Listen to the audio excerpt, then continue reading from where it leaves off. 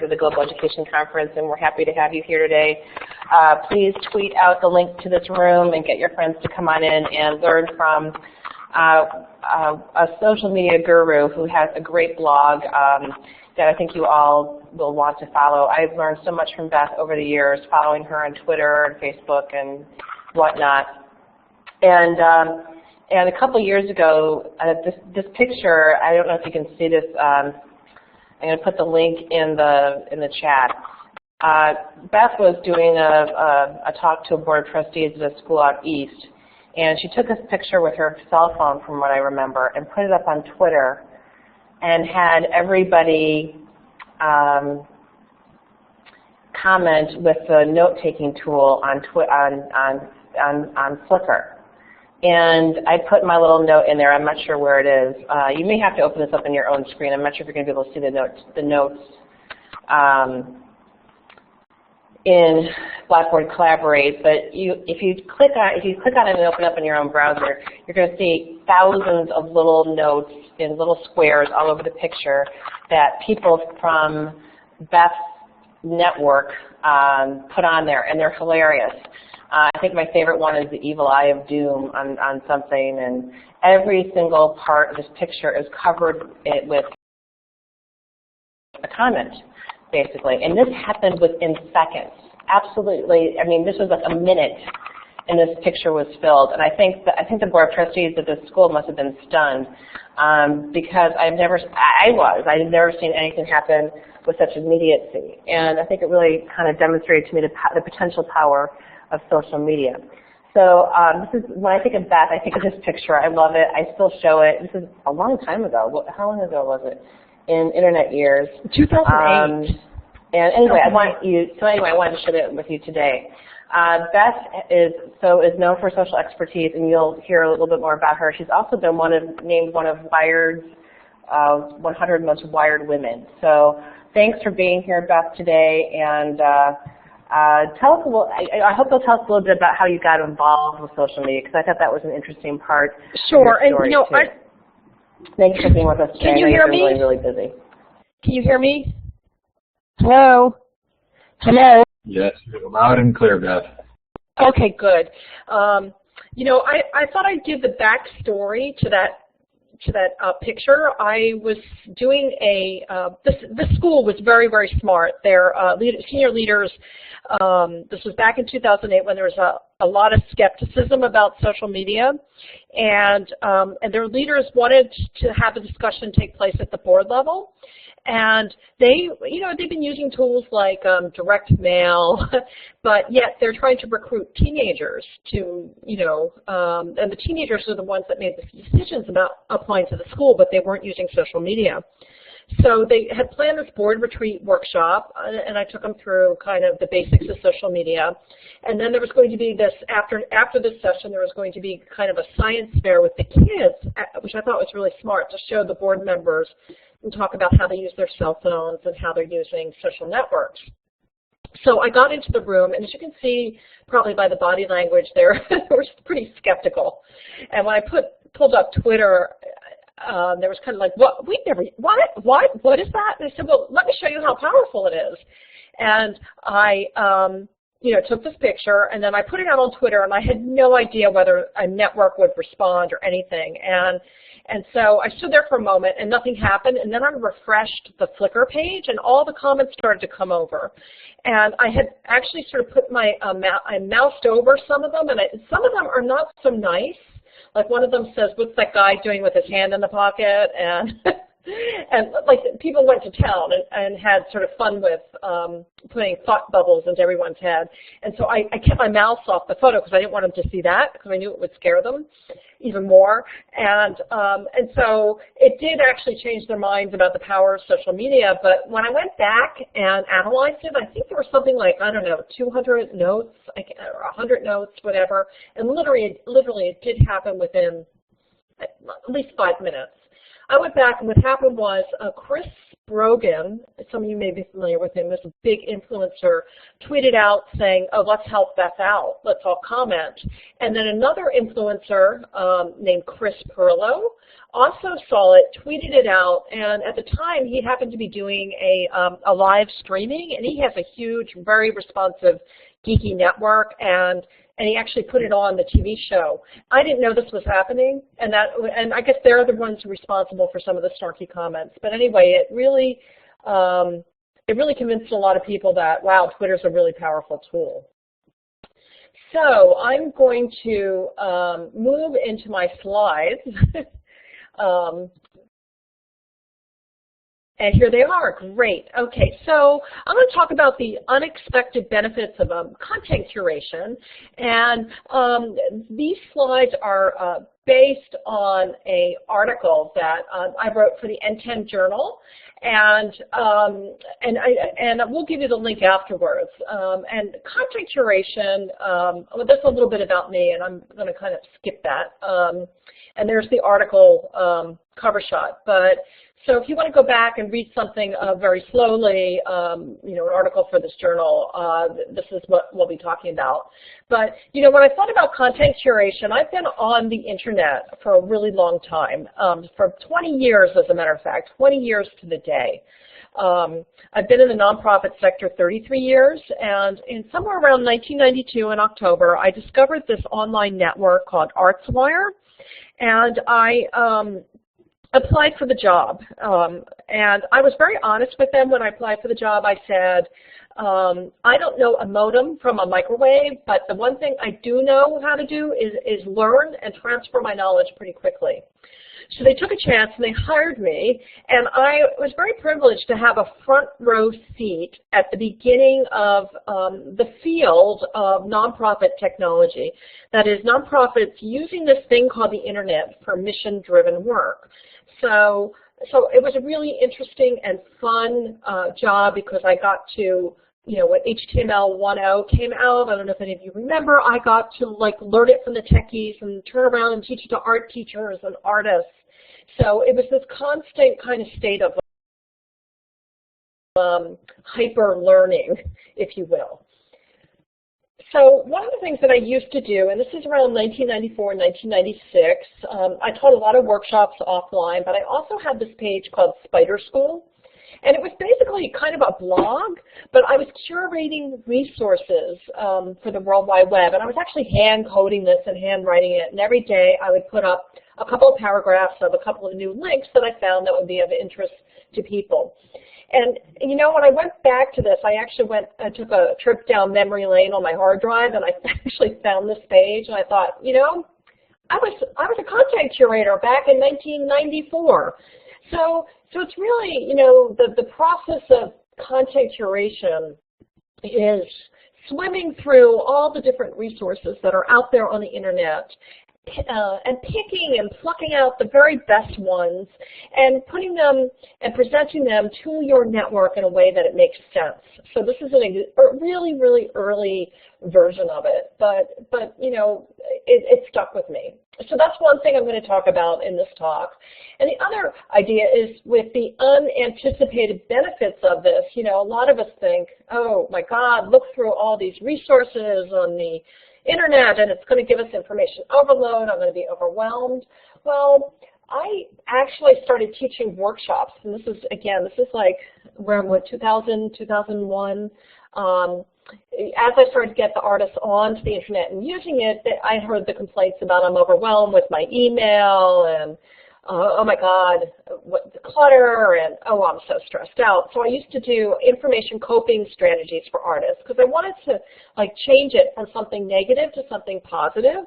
And so it was a matter of, you know, teaching people how to filter their email, how to say no, not living at the post office, not keeping your inbox as a to-do list, you know, feeling free to delete e-clutter, you know, and don't reply in an instant. And it's really funny, this is like 10 years ago, but a lot of it just makes a lot of sense for where we are today, although I think we have a lot more information to deal with.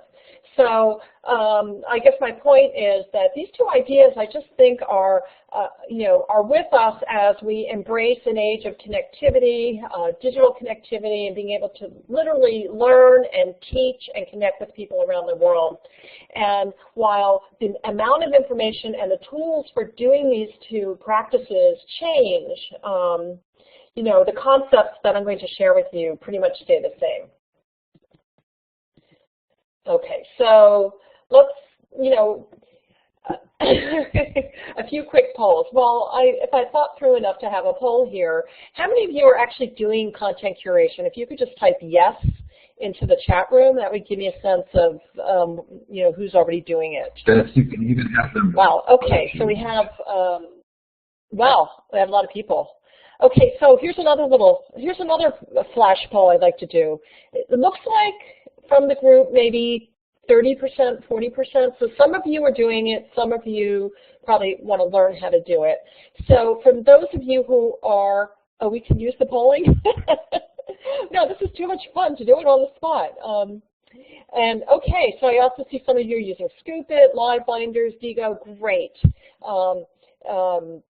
So for those of you who are doing content curation, if you could just type one word into the chat that you think encapsulates content curation. If you do that right now. And what I'm seeing is a lot of people typing in the names of tools, which is great. Visual, serendipity, accessibility, access, together, relevance, selectivity, life-altering. Oh, life-altering. That's interesting. As the person who typed life-altering, if you could like parse that out a bit. Meaningful, collaboration, wow, me. Great. Okay, well, I can see work changing. Okay, so I see from the chat that that all of you really, really understand, that content curation is this sort of process of connecting as well as kind of information sorting and summarizing, and the one word that I was looking for that I didn't see is, and it's what I think of when I think of content curation, I think of it as learning. For me, it is my way of doing my own professional development, my self-directed, unstructured learning. And I'll talk about that a little bit. Okay, so again, this is the learning but with a filter. That's great. So content curation is organizing, filtering, and making sense of information on the web and sharing the very best with your network. And so when I thought about this, I actually went around and I interviewed curators, and what do curators do? So it's coming from an arts background. I know a lot of curators, and when I think about it, they, a lot of them have PhDs in art history or there's certain art. They know all the artists. They know the art idiom. So they do a lot of time maybe looking at some work that's not so good and looking for the masters, sussing out whether this work is authentic or not.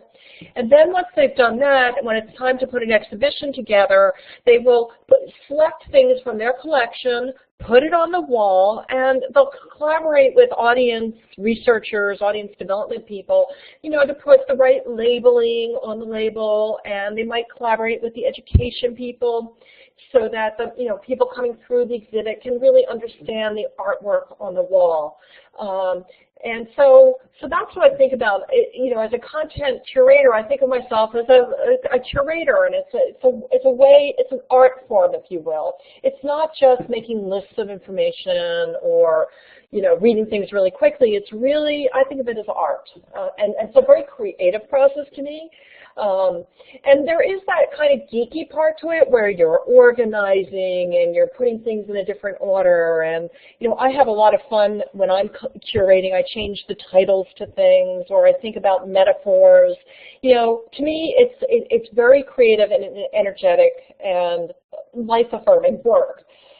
So, and that's different, I think, than the kinds of sharing that we see that goes on sometimes with people in our networks, or if you just jump into your Twitter stream unfiltered, we see a lot of people just sharing. And, I think about this. Those who can curate, those who can't review, those who can't review tweet, and those who tweet retweet, okay? So there is this kind of, I don't want to say lazy, but I will say lazy, this kind of just retweet, share it, just throw it out there. And it's a thing I'm trying to rally against because, you should never share anything without reading it first. So it's about, I realized that I was actually doing that. This was a couple of years ago. I realized that I was just getting into that sloppy habit of retweeting without thinking. It kind of felt good, but the thing is that then I had to really become intentional and slow myself down and actually read the stuff and decide, do I want to, give this to my network or not? Everyone's busy. Everyone has a lot of information. Is this something that will change their life? And do I want to, and how can I describe it in a way and actually put some thought into it? So all that to make that point, that there is a distinction between sharing and collecting links and actually curating. Okay, so here's another metaphor. I think about sommeliers. I don't know how many of you like to drink wine. I love to drink wine. But a sommelier is a fantastic curator because, they have to taste, a lot of wine and spit it out. And to think about, they know the taste, and they know the vineyard, and they know the grapes, and they know when you're in a fancy restaurant and you're ordering this fabulous meal, they know the exact wine to pair with it, so it's fantastic, and they're not making you taste all the crummy wine first. So the problem is that we have a lot of cheap red wine on the internet, and it takes us a while to go through and really find the good stuff that we really want to share. So suffice to say, don't share the cheap red wine with your network. Only give them the Chateau Mouton Rothschild. Okay, so we've heard this thing, and if all of you are working online and digital, we know that there's, I won't use a bad word, but there's a heck of a lot of information that is out there on the internet, and it's only been getting more and more and more. And so I was trying to, I'm not really a math person, but I was helping my daughter do her math, and they were talking about exabytes and quintillion bytes, and you had to figure out how many millibytes or gigabytes were in them, and I couldn't do the math, but suffice it to say that an exabyte is a unit of information or computer storage equal to 1 quintillion bytes, and 1 quintillion bytes is made up of something, terabytes, which is made up of gigabytes. So that's a lot of information. And if you think about it, think about your desktop. Think about like all of the, the information that's, dancing off your monitor into your eyes and into your brain. Kind of makes you crazy, huh? And this slide needs to be updated because we know that Facebook is reaching almost 1 billion users, but social networks have really accelerated this. So back when there were, let's say, 1 billion users on Facebook, and we know that the average user creates 90 pieces of content each month, so you do the math, and you know that there's a lot of information that's unstructured that's out there.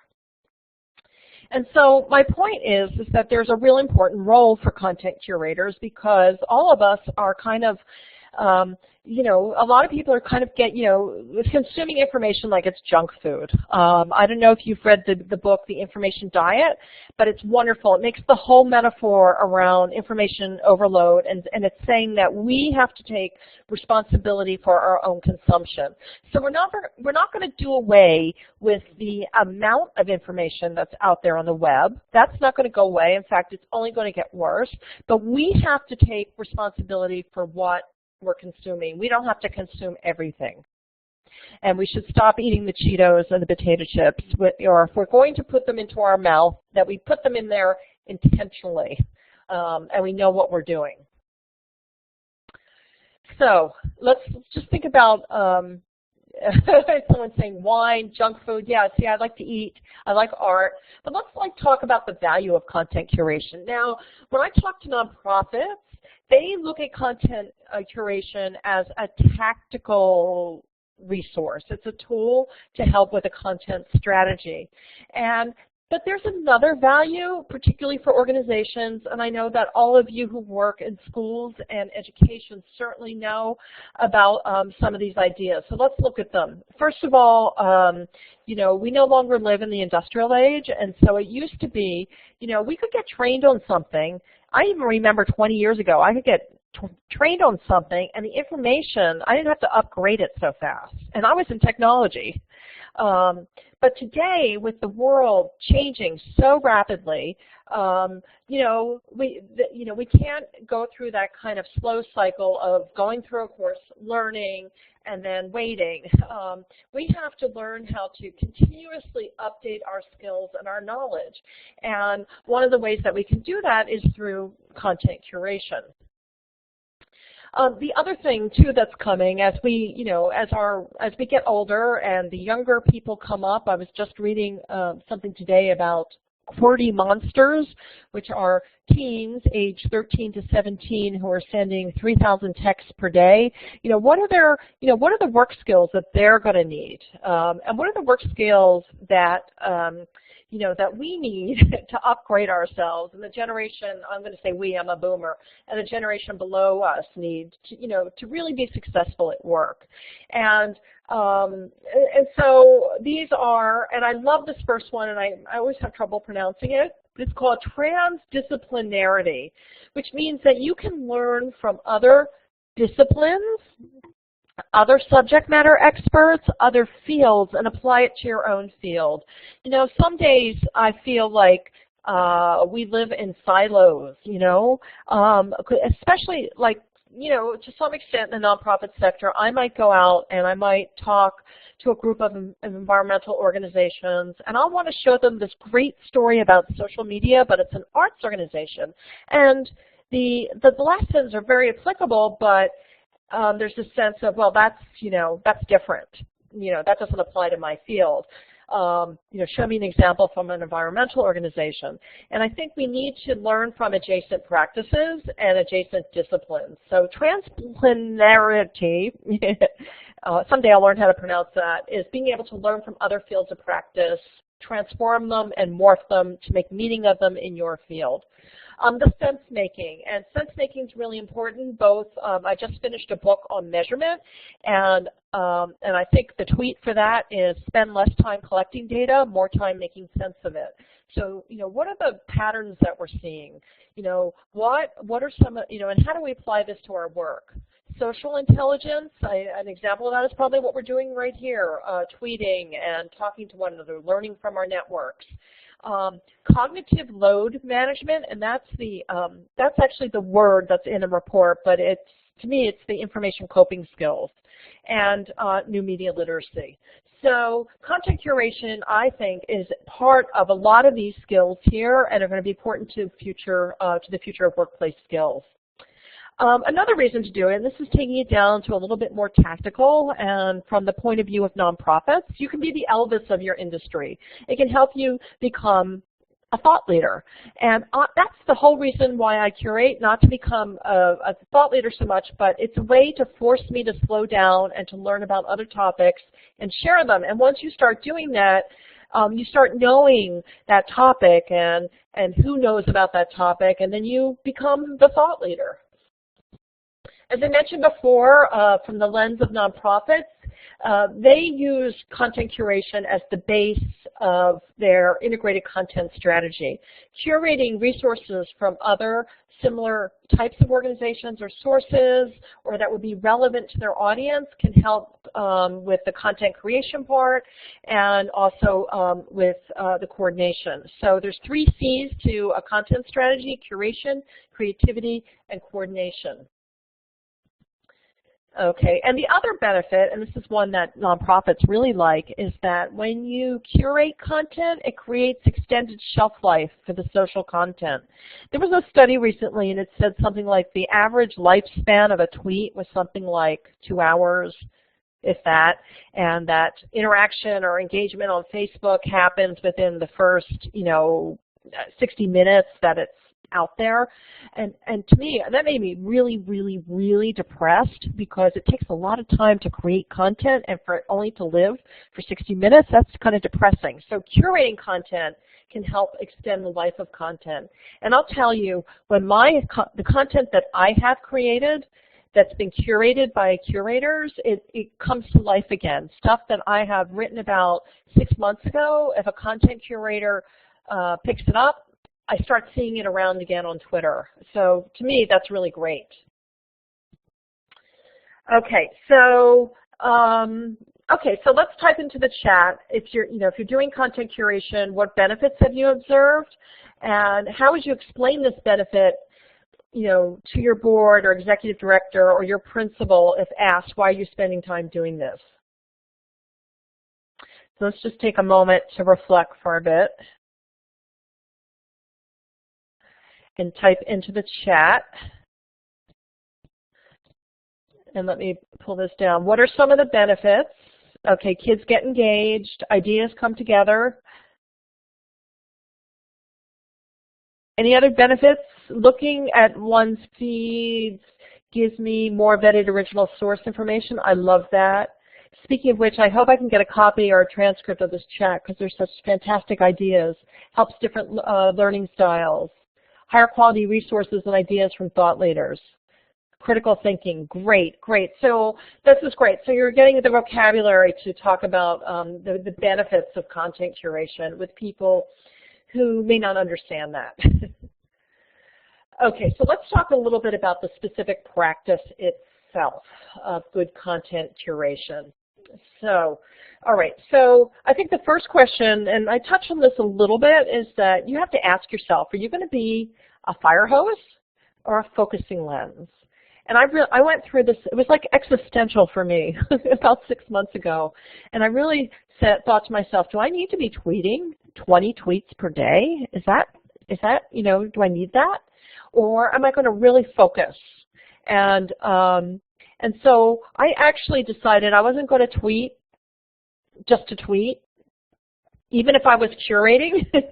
And I was really going to focus on I was going to keep some focus to it. So that's a good kind of self-reflection kind of question to ask if you're doing content curation. And if you're lucky enough to just be starting, it's a great thing to do from the get-go so you're establishing good habits. Okay, so this is a graphic that I actually remixed because there's a debate in the content curator circles that, content curation is stealing. And that, there's only value to originally created content.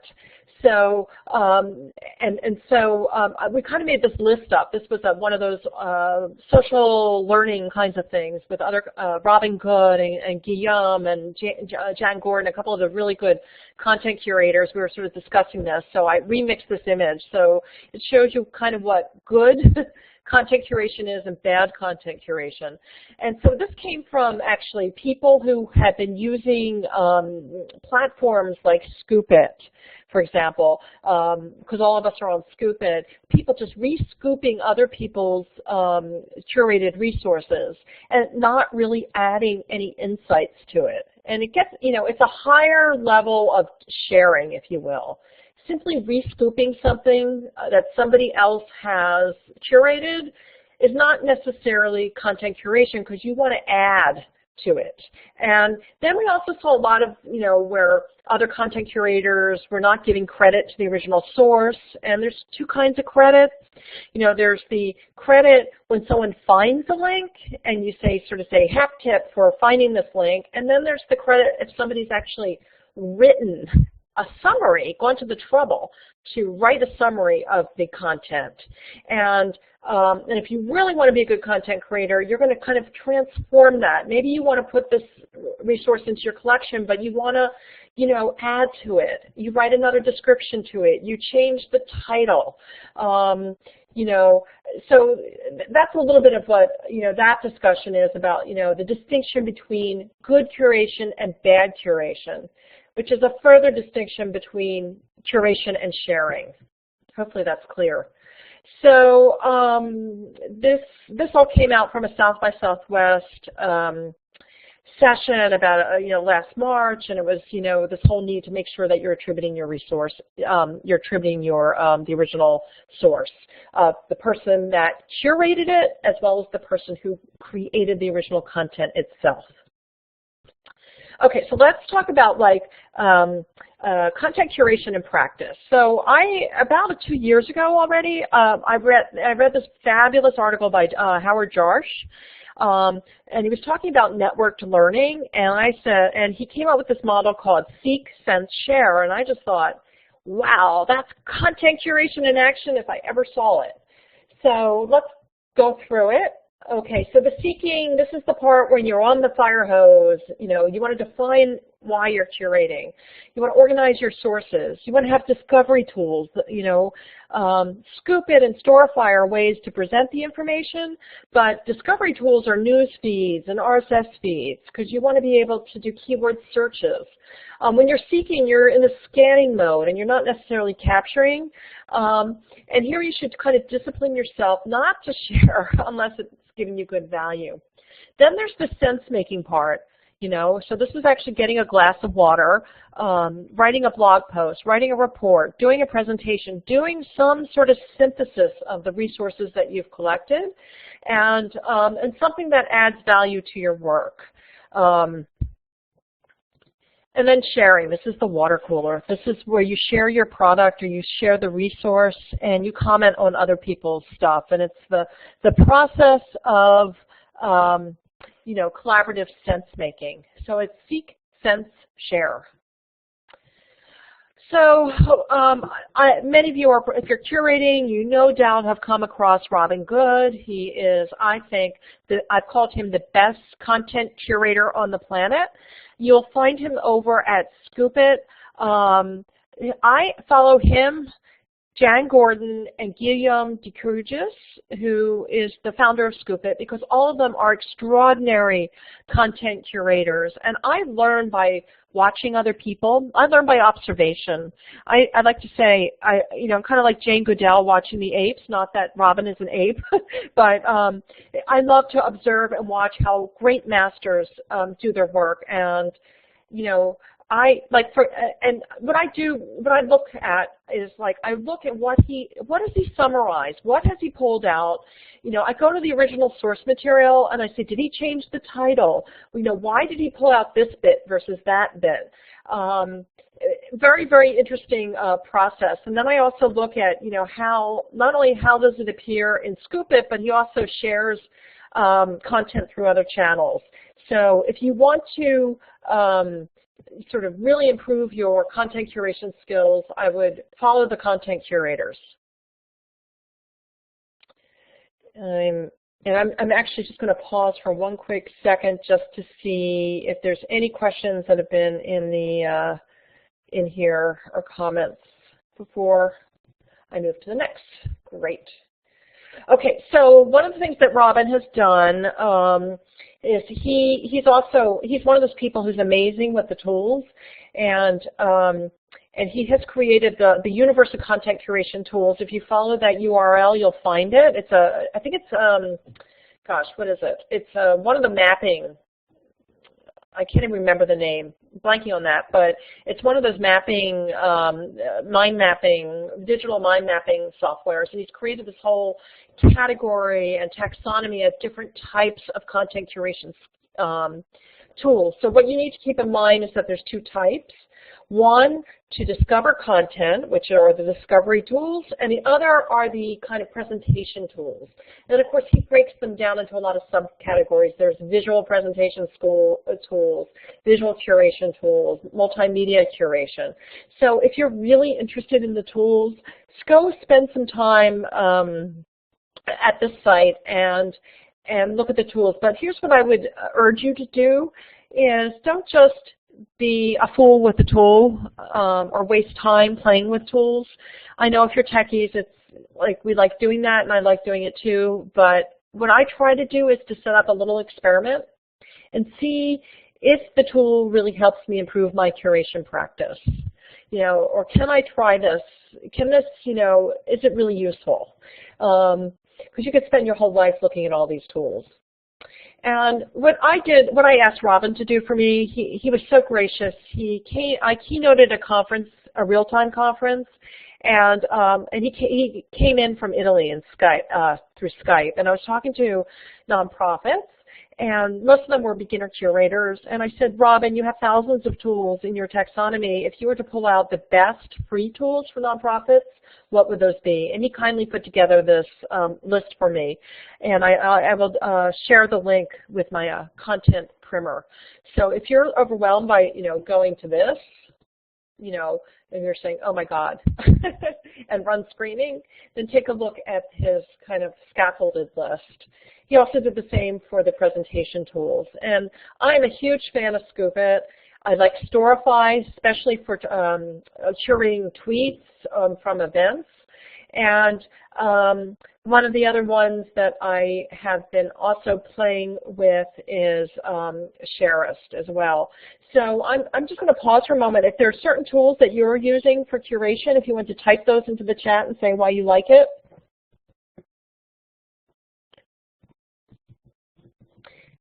And to prompt you, I'll kind of put this, maybe this one back here.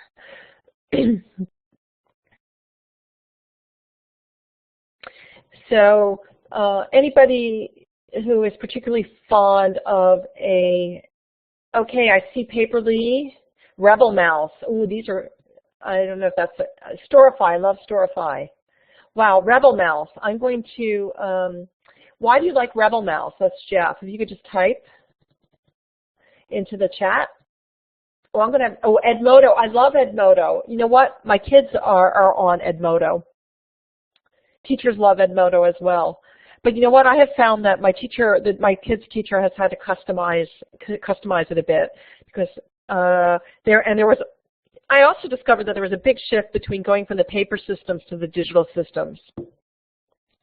Okay, we have Symbalu, Live Binders, and Scoop.it. Great. Okay, so I'm going to move on here. Okay, so these are typically the tools that are being used in the nonprofit world. I get beginners started with curating just on Twitter by setting up lists and sharing their content on Twitter, setting up with Google Reader, using Flipboard if they have the iPad, Storify if they want to curate content from an event, and then Scoop.it and Pinterest. I love Pinterest because I do a lot of visual curation, and it's very, very helpful for curating visual content. I know a lot of people are using it for marketing purposes, but I just find it's my visual brain. I just love it. Okay, so here's the story of Bruce Leslie, who is a content curator in the nonprofit world. He is the president of First Focus, that campaigns for kids. It's an advocacy group for children's welfare.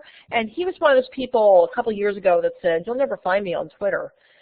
But he was convinced that it was useful, and he started using it. And what he does is he tweets the best resources about his children's welfare issues and tweets that out to a network. And so he uses the seek, send, share method. So seeking, he's identified the key blogs and Twitter users. Every morning he fires up his iPad along with a good latte and will spend a half hour scanning through his Google Reader to pick out really good stuff. And then he actually puts it into one of the scheduling programs, Buffer, I believe he's using, and then he tweets throughout the day. He makes sense of it by writing a blog post, or he summarizes the article in a tweet. He doesn't just tweet the title of the post. He actually tweets the most important point in the article. And then he creates a blog post based on what he's learned, and then he's sharing it with aligned partners, and he only tweets the best of the best. And he's doing this, nonprofits are kind of busy, and he's got this down to kind of like a habit of 30, 40 minutes a day. So I tend to like Storify for events. I think it's fantastic. I started liking it because I found as I've gotten older, when I was tweeting during events, when I started to tweet during events, I was listening in a different way, And I really liked that, but then I wanted to see how other people were interpreting it, and then I just said, oh, I can go meta, and I can curate what other people are saying and how they're listening to it, and maybe somebody has heard it and processed it in a better way than I have, and that's how I curate from events. And it allows you to pull out the tweets and reorganize them so you can actually put a structure to it, and people who weren't at the event, who may be following from the outside, can also understand what's happening. And so here's another example. Here's an example of what the back end looks like. And this is just an example of some of the topics that I'm curating on Scoop It. I curate a lot because I'm teaching, and I'm curating these particular topics related to courses and workshops that I'm teaching. So when I need to update my syllabus, I go back to my Scoop It list and I figure out what I need to update with. So there's my content curation. I'm just going to actually flip through these. These are just a lot of different nonprofit curators. And this is an example of Pinterest. I have, I don't know, 40 or 50 boards, and I collect things like research. You know, this one is infographics of social media tips and best practices. And I'm doing this because this is stuff that my network absolutely loves, and this is what they like to, this is what sustains them. This is their popcorn. And so I collect them here, and then I'll distribute it through networks when appropriate. And I'm presenting a lot, and I'm not a graphic designer, so I often incorporate a lot of infographics into my presentations, so I know where to come. There's nothing like, you know, having to prepare for a presentation or something and not having done your research. And so what I'd like about this is that you can do it every day for a little bit, and it builds up this, you know, collection of really good resources that you can go to when you need to create your curriculum and lessons and materials. So another example. Okay, so let's talk about how to avoid getting content fried. Okay, all right, so I have to just do a little digression here. I just got back from keynoting the Social Good Brazil conference, and in Brazil, if you've ever been to a Brazilian restaurant, they come around with these big skewers with the meat on it, and it's called the ephesus. Maybe not remembering that quite correctly. And there's a saying that you're going to jump from the sword where the meat is right into the fire. So here we want to jump, you know, we want to stay in the frying pan of curation and not jump into being content fried.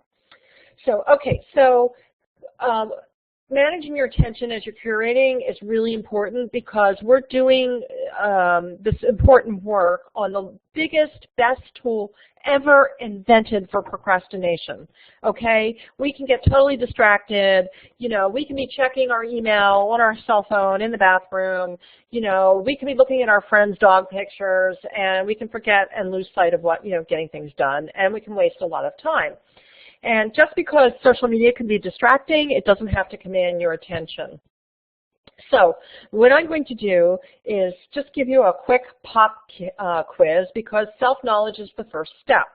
Okay, so there are 10 questions, and I want you to just keep score. You don't have to do it in the chat, or you know, don't do it in the chat right now, but on a piece of paper or mentally, answer yes or no to these questions, and just keep score of the number of yeses that you're getting, okay? So when you open your email or do social media or curation tasks, does it make you feel anxious, yes or no? When you are seeking information to curate, have you ever forgotten what it is in the first place that you wanted to accomplish, yes or no? Do you ever wish electronic information would just go away, yes or no? Do you experience frustration at the amount of electronic information you need to process daily? Yes or no? Do you sit at your computer for longer than 30 minutes at a time without getting up to take a break? Yes or no? Do you constantly check, even in the bathroom, on your mobile phone, your email or Twitter or other online service? Yes or no? Is the only time that you're offline when you're sleeping? Yes, no? Do you feel you can't concentrate a lot? Yes or no? Do you get anxious if you're offline for a few hours? Do you find yourself easily distracted by online resources that allow you to avoid other pending work? Okay, so tally up how many yeses you answered, okay, because that's going to be your score. And we have a mindfulness score, okay? If you had 0 to 3, you're in good shape, okay? If you had 4, 5, 6, 7, you have some good habits and you have some bad habits. And if you're an 8, 9, 10, you have some, you need to get some help right now, okay? So those of you, anyone score 0 to 3, if there's any of you who scored a 0 to 3, can you just type in what your secrets are into the chat?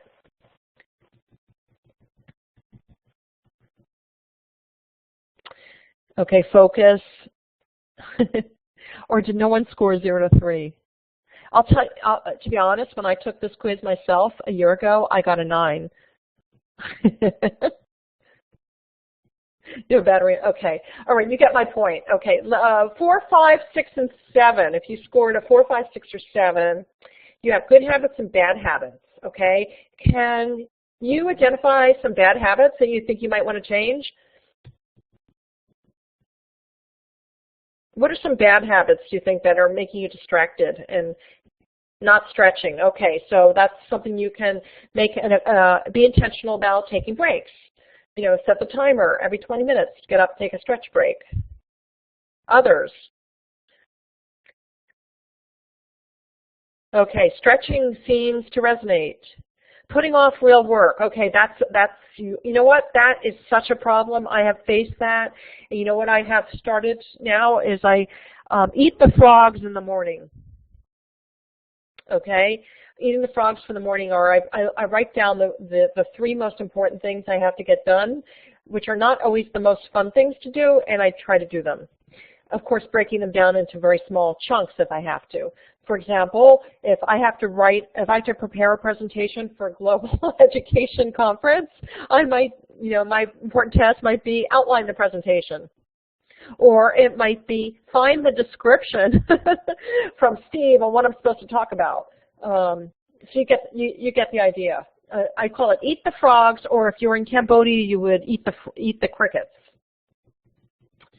Okay, and I had in the article, if you read the article, there's a lot more suggestions. But the point here I want to make is from Howard Rheingold's really good book called Net Smart, which I recommend that you just immediately buy and read. I loved it. And what he says is that, you know, managing, you know, social media doesn't have to own your attention, okay? And you can train yourself to be more intentional and to be more attentive in what you're doing. And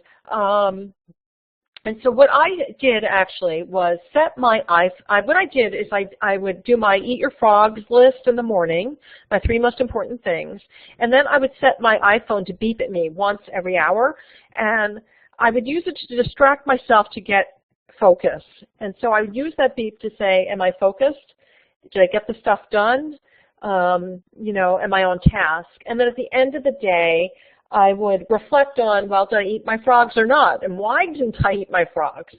And then I practiced, you know, attentional social networking. And so I would do things like, and I could do this because I'm not working in a big office with other people, but I would say, oh, I'm opening my email, and I'm opening my email, and I'm just going to answer the email from so-and-so because that's important today. And then as I found myself scanning and getting into other emails, I would say, wow, Beth, you're scanning and you're getting off track. Stop it. Or else I would say, I'm just going on Facebook to post this update. And then if I felt myself like looking at other people's news feeds, I would say, hey, Beth, you are looking at someone's news feed, and that's not, you know, you shouldn't be doing that now because you have to eat your frog. But you get the drift. You become very intentional about it. The last point I want to make is that this serendipity and networking kind of fairy dust, serendipity is really, really important. So don't be so rigid in your attention training that you squash and you kill and you suffocate the serendipity. So what I do now is I schedule my serendipity, okay? See, I have to do a lot of writing and concentration, and if I start my serendipity in the morning, then I find I'm a certain age and it ruins my concentration for the day. So I try to get the thinking and reflective thinking stuff done before I'm out on the networks, you know. So, and I try not to do my serendipity dips. I call them serendipity dips, and I have them for no more than 20 to 30 minutes. Okay, so I even think intentionally about my Twitter workflow. There's a piece of it where I have to go on and I post things and I'm doing some scanning and stuff. And then there's others where I'm just following links and I'm replying. And I actually break that up into two different sections. It kind of works for me. And I actually tracked myself.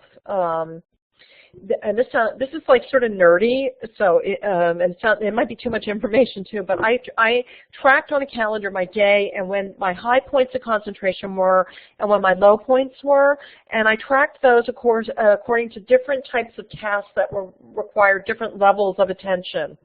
So when I'm working on a book, I know that I need creative immersion for a couple of days. Okay, so if I'm writing a report or you know a memo or something, I know I might need an immersion for an hour, and if I'm doing things like doing the network stuff and bouncing around and searching for stuff, I know that that's on like a low-level attention. Or if I'm just ticking some things off my to-do list, so I actually design my day according to my attention levels. And to be ultimately nerdy, I also have I color code them in my Google Calendar. Like my green time is my reflective thought time. So, and I stake those out in my Google Calendar, and I do not schedule meetings or you know, other stuff to do. You know, so, and sometimes I don't, you know, just be totally honest, sometimes my very nerdy discipline just, you know, it just doesn't work for the day, and I give myself permission to say, okay, but as long as I'm intentional about it. Okay, so let's type into the chat some techniques that you can use to help you or your staff stay focused while curating. So what do you do to stay focused? Shut the door. That's a good one. I listen to Mozart on my iPad. I listen to Mozart when I need to think linear, and I listen to Beethoven and Franck when I want to get creative. Headphones, yes, headphones are great. A regular time of the day, rituals are so good. Yeah, some people can't listen to music and write. Others need silence. Some people need like people talking. It's different. Everybody's brain is different. Headphones. I found social media and Facebook and digital fasts helpful. I also have found a return to magic markers and drawing to be incredibly helpful. This is really, this is probably really embarrassing, but for a while I lost the ability to handwrite, and it affected the way I was thinking, because I think there's some, I don't know, I have to go look it up, but I bet you there is something that wires from writing, if you've been taught to do it. Yes, Beth loves magic markers, to typing, and it's a different thought process. So I actually decided that I was going to go back to drawing, and I took David Sabet's and Rachel Smith's visual facilitation class, and now I give myself drawing time. I actually will start in the morning and make drawings for 10 minutes. Great. Yeah, so if you like magic markers, follow my Pinterest board. And I can also share if you go to my blog as well, I have articles about it with the best resources. In fact, I also have a scoop it on visual resources as well. Okay, so this comes from Australia, the Learning Foundation, and I use this in workshops when I teach this face-to-face. I've had these blown up really big, or else I project it on the wall, and I have the group walk around with me, and we look at the pictures on the wall, and we talk about what of these things have worked, what hasn't worked, what will we add to this. And what I have done for myself is I've actually had it a color Xerox of it, and I have it up on my wall, because what I was doing for the last year was circling something, and I would practice that technique for a couple weeks so I could internalize it. So if over the course of a year you grab one of these ideas, you know, for a couple weeks and try it and internalize it, and it works for you, and then you add the next thing, you know, you become focused. Yeah, there's a link to the image, learningfundamentals.com.au. If you go up to my information coping skills, scoop it, you'll see that it's there as well. Great. Okay, so a few tips in summary are manage your attention, not just your time, visualize on paper, establish rituals, reflection, manage electronic distractions, manage physical space, just say no, and what I'd like you to do with the remaining 5 or 6 minutes that we have left, I love this, okay, Banda Girl has a great Tumblr blog, she's really funny, but this image was great. It's refresh, yay, new mail, oh, spam, delete, rinse and repeat. So the idea is if you can identify a bad habit that you want to replace or you want to find a good attention habit, start small and find a place in your routine for new behavior. So let's just reflect for a moment, and why don't you pick something that you're going to commit to in the next week to start trying to improve your attention. And just type that into the chat.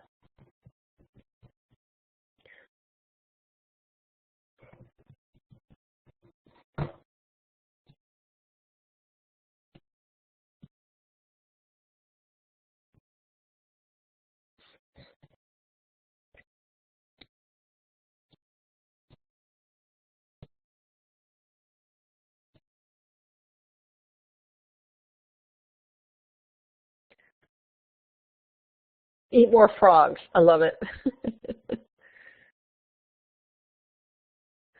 Scheduling to my attention. Drawing time. Stick to my to-do list. That's great. Open a book. I love that. Schedule attention. Use timer on my iPhone for tasks. That's terrific.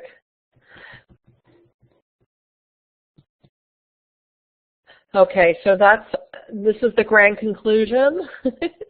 Content curation can not only benefit your organization, but also enhance staff experience in the subject matter area. This can have additional returns for your organization's programs, services, and impact your stakeholders. Content curation can also help staff avoid the problems of lost productivity that information overload causes, and better yet, it can help your nonprofit overcome by strengthening your communication strategy and positioning your organization as a thought leader in its domain. But it requires a solid content strategy and training in the hard and soft skills of content curation. Okay, I think we have another 3 or 4 minutes for questions.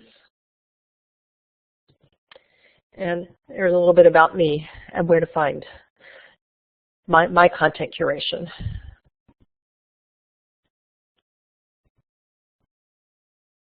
Anybody have questions for Beth? This has been amazing, Beth, and a treasure trove of information and tools and ideas that we can share going forward. I think this is really important and really relevant to what we're doing this week. As Dave Potter mentioned, we're kind of on information overload, taking in multiple sessions at this conference online. So thank you very, very much. If you have a question, please put it in the chat. I also want to quickly say we have a couple more minutes, but I'm also going to put the link into the next keynote, which is Randy Weingarten from the American Federation of Teachers. She's going to be showing us a new tool for teachers called Share My Lessons and talking about some other things. So I'm going to let you ask some questions with Beth, and I'm going to post that link, and then we'll move on. Okay? A couple more minutes, please.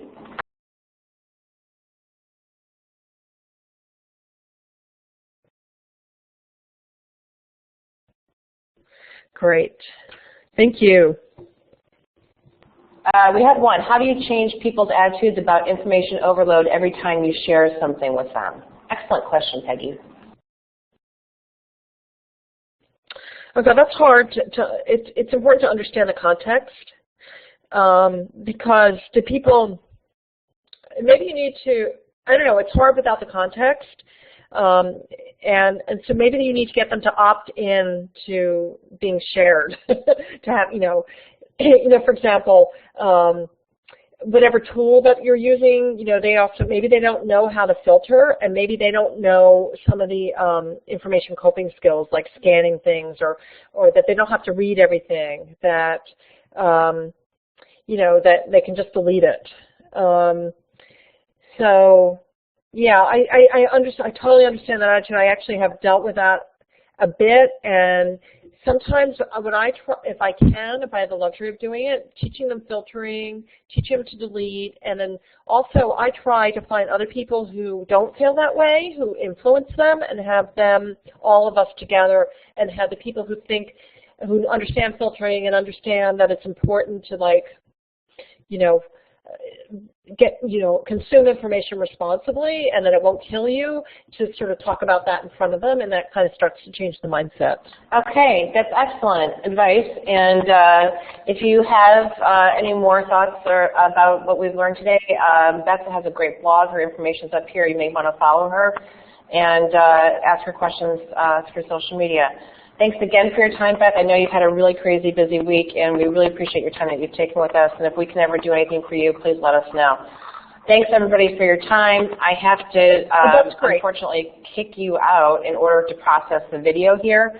And no, I will send you a link to the presentation, and I saved the chat as well for you. So I will send that to you in the next week or so. Great. Thanks, everybody, for coming. And the next session is starting now. Thanks.